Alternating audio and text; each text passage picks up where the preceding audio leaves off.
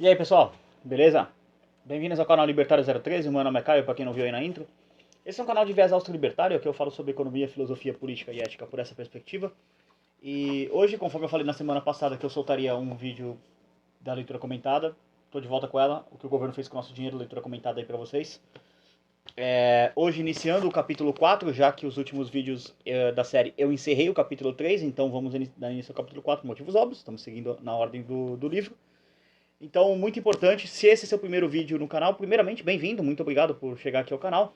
Eu peço para que você se inscreva, mas também peço uma coisa meio estranha. Não assista esse vídeo porque se trata de uma leitura comentada. Vou facilitar para você. Aqui na descrição vai ter todos os links de download, compra do livro, se você quiser ler o livro e acompanhar. E também, muito importante, se você já leu o livro, mas quiser acompanhar a série, você pode acompanhar através da playlist aqui na descrição. Sempre deixo, quando a leitura é comentada, de qualquer livro, a playlist na descrição. Então, se você chegar em qualquer vídeo aqui do canal, de qualquer livro, e sei lá, for o capítulo 5, parte 3, por exemplo, vai na descrição, lá vai estar sempre na descrição a parte da leitura comentada da playlist. Muito importante, façam isso.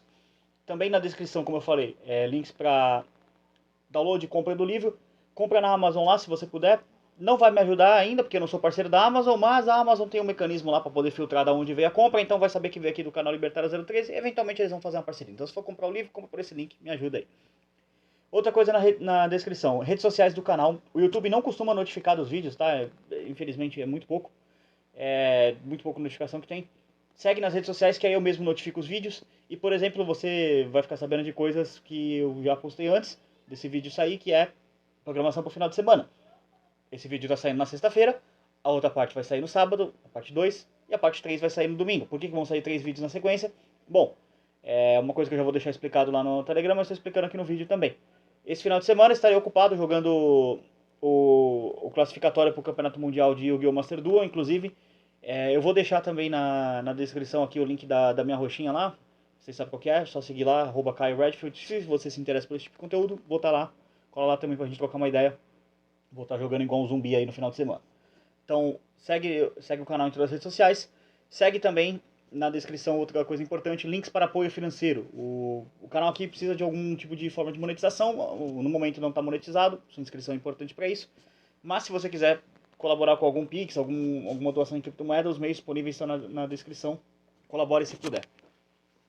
Mas enfim, feita essa longa introdução aí, vamos para a leitura aí do capítulo 4, que se chama O Colapso Monetário do Ocidente. Capítulo esse que ele começa na página 75 e ele vai até o pós-fácil, que é do Fernando Urich, que começa na página 93. Então é um capítulo de 18 páginas. Eu estimo aí mais ou menos que deve dar isso aí mesmo, umas 4 partes. Então esse final de semana eu devo cobrir as partes 1, 2 e 3. E aí depois na outra semana eu lanço a parte 4 para poder encerrar. E aí eu sigo nessa rotina de mais ou menos aí uns 2 vídeos, 3 vídeos por semana, dependendo se tiver alguma coisa especial. Enfim, 3 vídeos na semana. Mas vamos lá. Página 75, capítulo 4, o colapso monetário do Ocidente. Vamos ver o que o Rothbard tem a dizer aí sobre o tópico. Desde que o Ocidente abandonou o padrão ouro clássico, em que as transações eram feitas em moedas de ouro ou em certificados lastreados 100% em ouro em 1914, o sistema monetário internacional vem oscilando entre um sistema ruim e outro pior. Os países adotam câmbio fixos e logo depois se arrependem e retornam para o câmbio flutuante. Alguns fazem o movimento inverso. Outros preferem um sistema morfo, onde ambos os esquemas são mantidos simultaneamente. Logo depois aborta essa política e retorna a uma das duas acima. Cada novo sistema, cada mudança básica é saudado extravagantemente por economistas, banqueiros, políticos, imprensas e bancos centrais como a derradeira e permanente solução para as nossas persistentes aflições monetárias. Então, após alguns anos, o inevitável colapso ocorre e todo o establishment em desespero se apressa para criar mais uma nova engenhoca, mais uma maravilhosa panaceia monetária que supostamente devemos admirar e louvar. Tais artimanhas serão uma constante enquanto o sistema de papel moeda sem lastro for mantido. Só haverá pressão para uma mudança quando todas as transformações monetárias pelo que passamos forem entendidas, o que permitirá entender por que o atual sistema é instável. Para entender o atual caos monetário, é imprescindível fazer um relato sucinto dos principais acontecimentos monetários internacionais do século XX e ver como cada intervenção foi levando a outras intervenções ainda mais intensas, até que o atual sistema monetário, o mais instável de todos, fosse adotado. Então, é muito interessante esse parágrafo de abertura, né? São 3, na verdade, do Rothbard aqui comentando que, assim, a gente, ainda hoje, né, é o que eu falo, esse livro, ele é um livro de mais ou menos 50 anos atrás, ele foi escrito na década de 70. Só que você olha as coisas que estão aqui e você fala, cara, é isso mesmo, cara, ainda continua. Ele, se eu não me engano, ele é depois de 71, né? Eu não vou lembrar o ano exato agora. E você vê que, tipo, tudo que ele coloca aqui piora, né? Vai ficando pior e pior e pior. Hoje a gente tá num momento, por exemplo, eu não cheguei a fazer vídeo sobre isso porque eu achei que não valeria um vídeo, mas só uma nota aqui rapidinha. A gente tá num momento que tá havendo a discussão da elevação do teto da dívida dos Estados Unidos. Ela tá em acho que 31,4 trilhões de dólares ou 21,4 trilhões de dólares. Enfim, honestamente, quem liga 10 trilhões pra lá, pra cá, vai aumentar. O fato é que vai aumentar. Se não aumentou pra 31 trilhões, vai aumentar. Eu não lembro o número agora exato. Acho que é 31,4, tenho quase certeza que é 30. Enfim, e aí tá rolando essa discussão. E você vê que a discussão não é se, tipo assim, se vai diminuir ou aumentar o gasto do Estado. É tipo, não, os democratas querem aumentar gasto com welfare e os republicanos querem aumentar gasto com milico para milico matar mais gente no exterior. Então, por que isso acontece? Não é à toa. Isso acontece porque o sistema monetário não tem lastro. Você acha que os Estados Unidos, se tivesse lastreado no padrão ouro, ele teria 31 trilhões ou 21 trilhões de dólares para tancar uma dívida? Não teria. Eu duvido que tenha tanto ouro assim na Terra, mas enfim. Não é por acaso. Os governos eles precisam do Fiat. O sistema Fiat é a saúde do governo e a doença da população. Então, por isso que é tão importante para eles o controle monetário. Mas enfim, vamos lá. Vamos ver o que o Rothbard tem a dizer aqui, continuando com as palavras dele. 1. Fase 1. O padrão ouro clássico, 1815-1914. Podemos olhar para o padrão ouro clássico, em vigor no mundo ocidental do século XIX e início do século XX, como sendo literal e metaforicamente a Era Dourada. Com a exceção do incômodo problema da prata, quando os governos resolveram instituir por um tempo o bimetalismo, fixando um câmbio entre o ouro e a prata, o mundo se manteve no padrão ouro, o que significa que cada moeda nacional, o dólar, a libra, o franco, etc., era meramente um nome para um determinado peso de... Opa, aí, soltou a página aqui. Beleza. Determinado peso de ouro. O dólar, por exemplo, foi definido como sendo 1,20 de uma onça, 1/20, né? Vamos ler certo a fração. De uma onça de ouro. A libra esterlina como um pouco menos de 1/4, exatamente 0,2435 de uma onça de ouro, e assim por diante. Isso significa que as taxas de câmbio entre as várias moedas nacionais eram fixas, não porque elas eram arbitrariamente controladas pelos governos, mas pelo mesmo motivo pelo qual uma libra é definida como sendo igual a 16 onças. Ou seja, o câmbio nessa época, para entender aqui, ele não era definido arbitrariamente. Ele era fixo porque assim, eu disse que a minha moeda vale tanto de ouro. Que nem aqui, por exemplo, a libra, 0,2435. Então se eu for trocar por dólar, que vale 1/20 de uma onça de ouro, então você tem uma razão que quase assim, 5 para 1, se eu não me engano, ou 4 para 1, não lembro agora. Acho que é 4 para 1, né? Seria 1,20, 4,20. Acho que é 5 para 1, enfim. Eu devo ter errado na conta, eu sou de humanas, não de exatas. Eu sou bem burro para matemática. Mas enfim, ou é 5 para 1 ou é 4 para 1. Mas enfim, é isso aí, alguma coisa assim. E você tem a paridade. Se eu errei aí no comentário, fala que burro, dá 0 para ele e comenta aí que eu sei que você chegou nessa hora. Pode me zoar, eu autorizo. Mas enfim, vamos lá. Tinha essa paridade. Mas por que tinha essa paridade? O importante não é a razão do qual que era a paridade, enfim. O importante é entender que havia paridade. Paridade é mais importante que o valor monetário. Porque você tinha um determinado valor em ouro. Você chegava lá, eu quero trocar, sei lá, dólar por libra. Você trocava tantos dólares por tantas libras, chegava lá e falava, eu quero minhas libras em ouro. E aí você pegava o ouro de volta. Isso é o mais importante de se entender. E eu sei que é completamente maluco hoje em dia falar nisso no século XXI, de que você poderia trocar dinheiro por ouro. Mas sim, isso já aconteceu e isso é o que deveria acontecer de novo. Talvez com alguma outra moeda, sei lá, talvez com Bitcoin, alguma coisa assim, mas enfim, deveria voltar para mais ou menos um arranjo parecido com isso.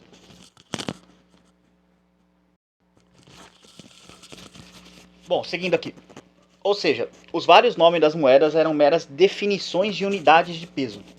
As pessoas hoje gostam de dizer que naquela época o preço do ouro estava fixado em $20 a onça de ouro.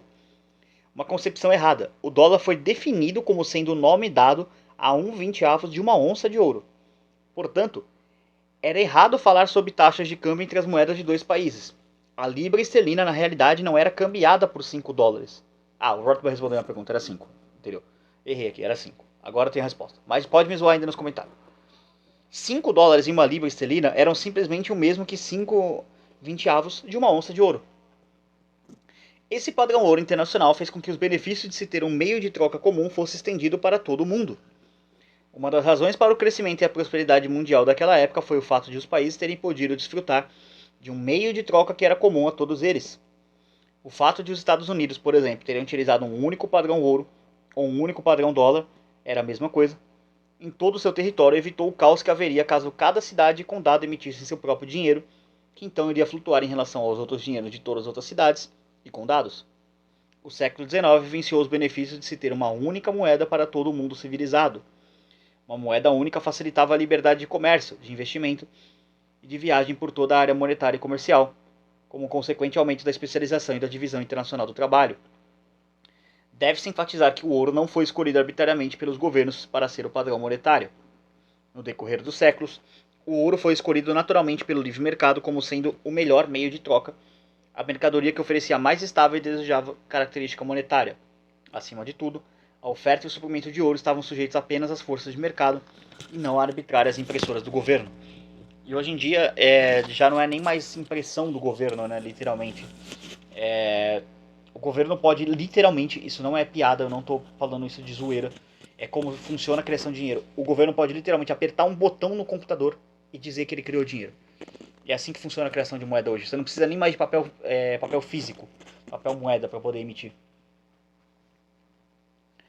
Mas vamos lá, seguindo.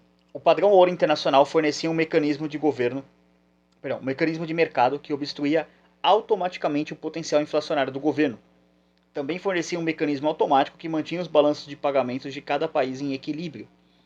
Como o filósofo e economista David Hume mostrou em meados do século XVIII, se uma nação, por exemplo a França, inflacionar sua oferta de francos, imprimindo francos sem o equivalente lastro em ouro, os preços de suas mercadorias subirão. O aumento inicial da renda decorrente do maior número de francos em circulação irá estimular as importações, que também serão estimuladas pelo fato de os preços das importações agora estarem menores que os preços internos. Ao mesmo tempo, os preços domésticos mais altos desestimulam as exportações. O resultado será um déficit no balanço de pagamentos, que será pago à medida que os estrangeiros forem trocando seus francos pelo ouro em posse de bancos franceses. Essa saída de ouro do país significa que a França terá que contrair sua inflacionária oferta monetária, francos de papel impressos em laço em ouro, para evitar uma perda de todo o seu ouro. Se essa inflação ocorreu na forma de depósitos bancários, sendo que os bancos praticaram reservas fracionárias, então os bancos franceses terão que contrair seus empréstimos e depósitos a fim de evitar a falência, uma vez que os estrangeiros estão demandando que os bancos franceses restituam em ouro seus depósitos. Essa contração irá diminuir os preços domésticos, o que aumentará as exportações e, consequentemente, reverterá a fuga de ouro, até que o nível de preço interno volte ao nível anterior em relação ao resto do mundo. Ou seja, que isso quer dizer? O político vai lá, ou o político ou o bancário, meu nariz está coçando, perdão, e ele dá uma inflacionada. Ah, eu vou expandir aqui a base monetária. Ah, e o ouro? Dane-se, vamos expandir aqui, vamos liga a impressora, let's go. Vai chegar uma hora que a galera pode perceber e começar a fazer saque. Fala, olha só, rapaziada, vocês estão imprimindo demais aí, né, cara? Vocês têm esse ouro todo aí? Dá pro pai aqui, manda o ouro pra nós aqui. E aí, a galera vai lá e fala, ó, meu ouro, meu ouro, meu ouro, meu ouro. Vai chegar uma hora que não vai ter ouro. Então o que os bancos que estão inflacionando vão ter que fazer? Eles vão ter que dar uma segurada nos empréstimos, emprestar grana, porque se eles ficarem emprestando demais, a galera vai chegar, meu ouro, meu ouro, meu ouro, meu ouro, até que vai chegar uma hora e falar, ih rapaz, tem 50 caras na fila e só tem ouro pra mais 10, quebramos. Então, não pode fazer isso. Aí acontece que o Rothbard colocou aqui que da explicação do David Hume, né, que acaba contraindo e aí você gera o fim do ciclo econômico, que você gera estímulo à importação, depois volta a exportação, o preço doméstico volta e enfim, tudo que foi explicado aqui, mas acho que é uma coisa que vale a pena deixar um pouco mais claro. Mas vamos lá. É verdade que as intervenções governamentais enfraqueciam a velocidade desse mecanismo de mercado e geravam ciclos econômicos de inflação e recessão dentro dessa estrutura de padrão ouro. Essas intervenções eram particularmente as seguintes: a monopolização governamental do serviço de cunhagem, leis que determinavam a circulação forçada de algumas moedas, a criação de papel moeda e o desenvolvimento de um setor bancário inerentemente inflacionário, estimulado por todos os governos. Mas embora essas intervenções tenham freado o processo de ajuste de mercado, esses ajustes ainda exerciam o controle final da situação.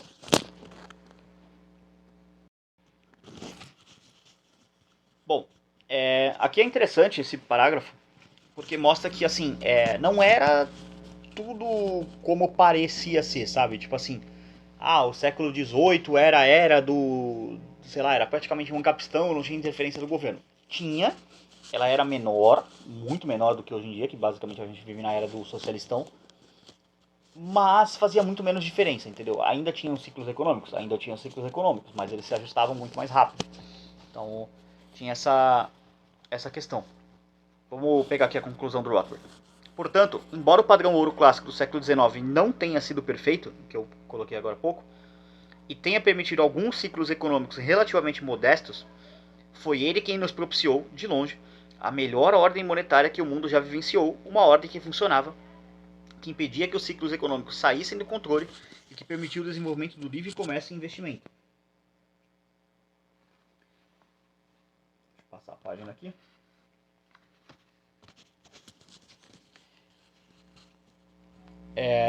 2. Fase 2. A Primeira Guerra Mundial e depois. Se o padrão ouro clássico funcionava tão bem, por que ele acabou? Ele acabou porque confiaram aos governos a tarefa de manter suas promessas monetárias, de garantir que libras, dólares, francos, etc., seriam sempre restituíveis em ouro, como eles e o sistema bancário por eles controlados havia prometido. Não foi o ouro que fracassou, foi a insensatez de se acreditar que os governos manteriam sua promessa. Para financiar a catastrófica Primeira Guerra Mundial, cada governo teve de inflacionar sua própria oferta de papel moeda e de moeda escritural, moeda criada via depósitos bancários. Tão grave foi essa inflação que se tornou impossível os governos beligerantes manterem suas promessas. Então eles saíram do padrão ouro, isto é, declararam sua própria insolvência logo após entrarem na guerra. A exceção foram os Estados Unidos, que entraram na guerra mais tarde e que, por isso, não inflacionaram a oferta de dólares suficiente para colocar em risco a sua capacidade de restituí-los em ouro. Porém, à exceção dos Estados Unidos, o mundo sofreu com aquilo que alguns economistas atuais idolatram: taxas de câmbio flutuantes que eram continuamente desvalorizadas para estimular exportações. A isso hoje se dá o nome de flutuação suja, retaliações entre diferentes blocos comerciais, controles de capitais, tarifas e cotas de importação e o colapso do comércio internacional e do investimento. Libras, francos, marcos, etc., todos inflacionados, se depreciaram em relação ao ouro e ao dólar. O caos monetário era pleno ao redor do mundo. Mas, durante aqueles dias, felizmente eram poucos os economistas que saudavam essa situação como sendo o ideal monetário.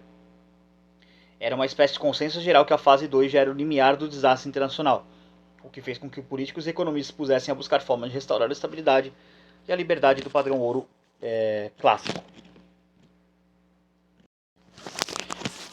Ou seja, basicamente o que aconteceu. A Primeira Guerra Mundial, ela é uma coisa que, assim, ela não é tão discutida quanto a Segunda, porque talvez ela não tenha tido aqueles grandes personagens, os grandes ditadores da história, mas ela é uma guerra muito importante, tá, para você entender também, porque ela envolve essa questão do colapso monetário, da saída do padrão ouro, endividamento.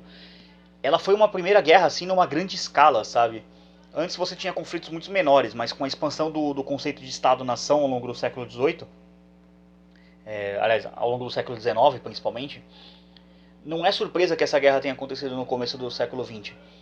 E o fato de não só a consequência monetária, mas também as consequências políticas, como por exemplo a dissolução do Império Austro-Húngaro, a Revolução Russa que acontece ali, então você vê que muita ideia torta que aflige a gente até hoje, ela vem da Primeira Guerra Mundial. Lógico, você tem um ápice disso na Segunda Guerra Mundial. Eu sou adepto da tese que assim, a Segunda Guerra Mundial é uma consequência direta da Primeira, porque não tinha como não ter a Segunda Guerra Mundial depois do que aconteceu com a Primeira, com a Alemanha, com a forma como foi feito o Tratado de Versalhes e tudo mais. Era um cenário propício para psicopata louco assumiu o controle do país com um discurso maluco bom, enfim, a gente sabe o que aconteceu, né? O resto da história. Então você vê que tudo isso vem de governos poderem imprimir moeda a seu próprio prazer. Não é à toa. Quando eu falei lá no começo do vídeo, pô, o governo americano hoje está discutindo que se vai colocar mais dinheiro na mão de milico para poder matar mais gente. Isso não é brincadeira, isso não é piada, tipo assim, ah não, o governo tem que ter o controle da moeda. Desculpa, mas se você está defendendo que o governo tem o controle da moeda, você está defendendo que basicamente o governo seja uma máquina de matar pessoas, uma máquina genocida, essa é a palavra, porque ele vai poder imprimir dinheiro a infinito para poder fazer isso. E depois, se ele ficar insolvente, ele bota na conta do Abreu, se ele não pagar nem eu. Então, é um problema. Bom, eu vou encerrar esse capítulo aqui, essa parte aqui, porque eu tava vendo aqui a parte, o capítulo 3 e 4, tópico 3 e 4 é até curto, mas o vídeo já tá com uma casa de 20 minutos, então eu vou deixar esse capítulo um pouco menor, tá? Eu vou fazer basicamente tópico 1 e 2 aqui, né? Tópico 3 e 4 no próximo, aí 5 e 6 na terceira parte, e na última parte eu faço 7, 8, 9, que são basicamente as partes finais. Faço 3 partes, vai ficar um vídeo um pouquinho maior no final, mas acho que faz mais sentido deixar um pouquinho menor aqui, então fica um vídeo mais palatável, um pouquinho menor. Geralmente leituras comentadas eu costumo deixar de 25 minutos pra cima, tipo até 1 hora mais ou menos, mas esse aqui tá um pouquinho menor. Deixa aí nos comentários, o que você prefere, que seja um pouco maior, um pouco menor, mas isso vai ser basicamente considerado para as próximas leituras comentadas, porque essa aqui, como eu falei no começo, vídeo sai no sexta, vídeo sai sábado, então amanhã volta aqui no canal. Você está acompanhando, já vai ter a leitura comentada do capítulo 4, partes 3 e 4, e depois no domingo, partes 5 e 6. Então, é isso aí. Agradeço a todo mundo que assistiu. Se inscreva, comente, compartilhe se você chegou até aqui. Deixa um comentário, sei lá, alguma coisa. Qualquer coisa, sei lá. Escreve Rothbard se você chegou até o final, para eu saber que você chegou até o final do vídeo. E é isso. Por esse vídeo é isso. Tchau, tchau.